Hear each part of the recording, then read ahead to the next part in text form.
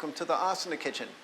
Today we're going to focus on a certain point, certain phase of Kapotasana, where you drop back and you're approaching being able to get your heels without touching your hands to the ground, but you don't quite have it yet. Okay, and so how do you work on that? And I'll say to you, one of the things is, it's variable person to person, but certainly one common theme is an unlikely reason why you can't get your heels. And it's strength. Okay, it's because you're not strong enough. And you would think it's about flexibility. You know, if I could just arch a little more, then I would get it. But no, it's more about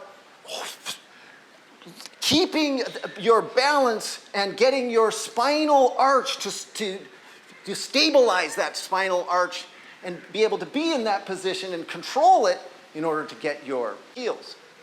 Okay, so we have Stuti here. We're going to work on a few kind of strengthening things. And one thing you can note is that I have a Laghu Vajrasana strengthening video that also will help with this very thing, catching your heels straight away. So it's a kind of exercise where you simply take your hands in front of your chest, join the palms together, press your hands, and formalize your setup. So stamp down through your legs, lift up the navel, so the samastitihi, groundedness. And then lift the head and chest and slowly go back, like a drop back. So lift, reach through the eyes, reach through the nose, press your hands together, lift the chest, go down, and then back up, and back and forth many times in a row, okay, with no stopping. And do it varying speeds, much slower try, so very slowly. And you're consciously, as you go back, stamping your feet, stamping your ankles, stamping your shins, really rooting through your legs, your thighs, and lifting your spine so that your chest domes. Come on, back and forth without stopping. So part of it is just slower. Very slowly.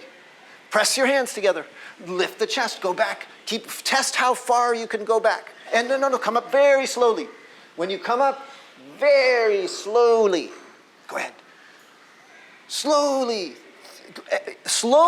yet continuously.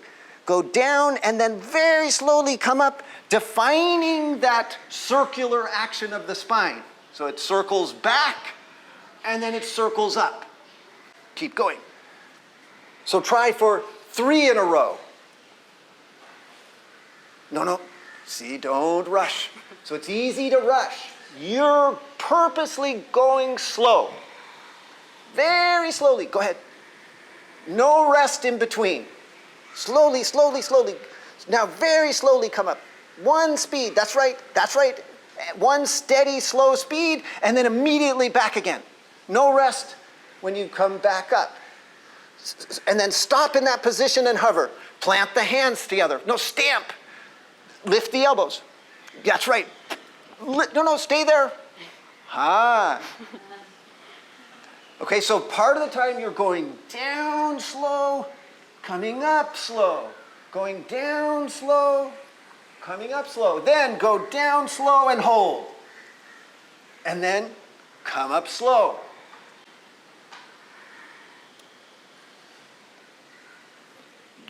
Really rooting through your leg foundation and trying to feel the support of your spinal arch.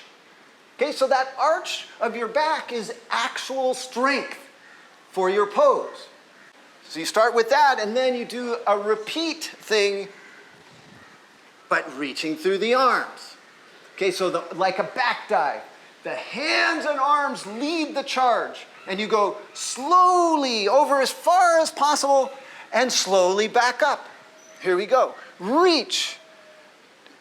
Way down and slowly, not very slowly, even slower than that. Slowly, and again, up slowly. No, even slower. many times in a row. Okay, so discipline. Because getting that final move of catching your heels, that's not easy.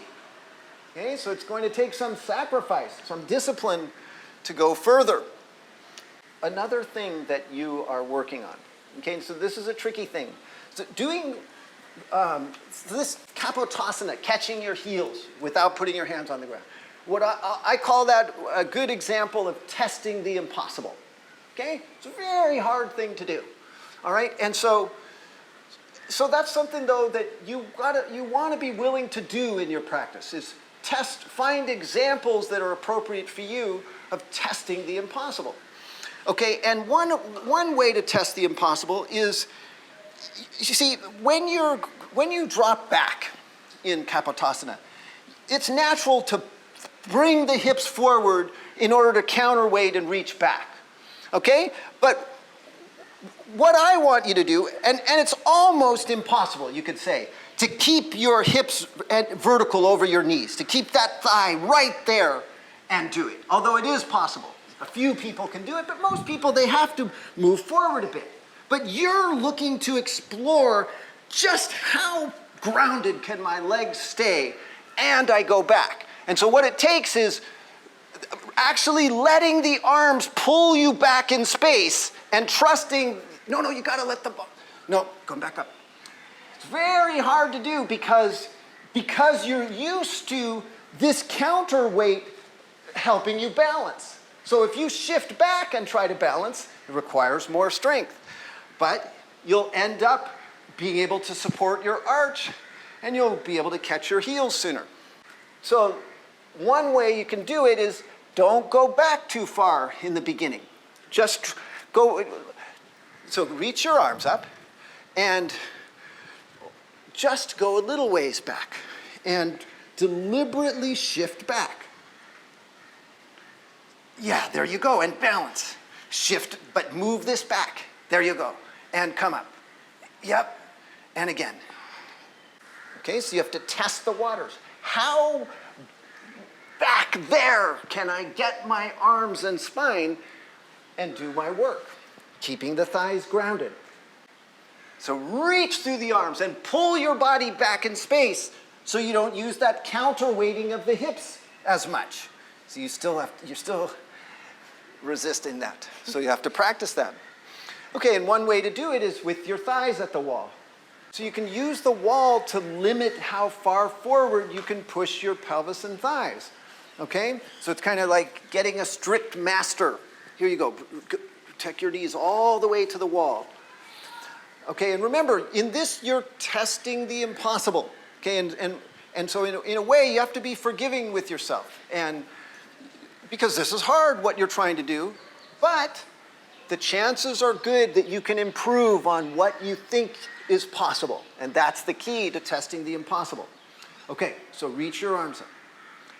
And plant your thighs at the wall and then do that move of reaching through the arms, balancing, and coming up slowly. No, very slowly.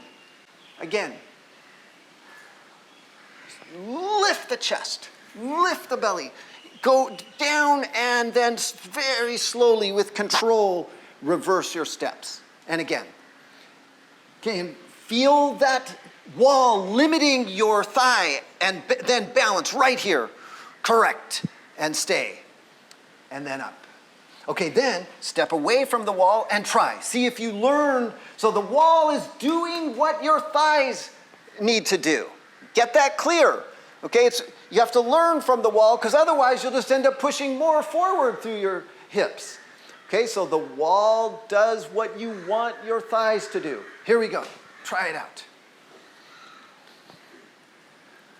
So let your arms pull you back in space and balance.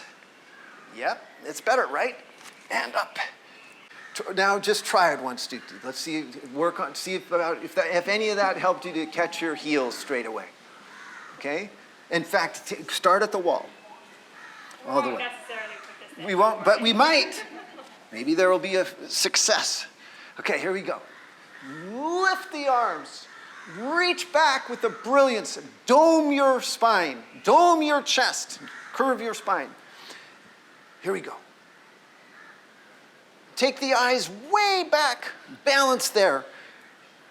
Oh, and catch.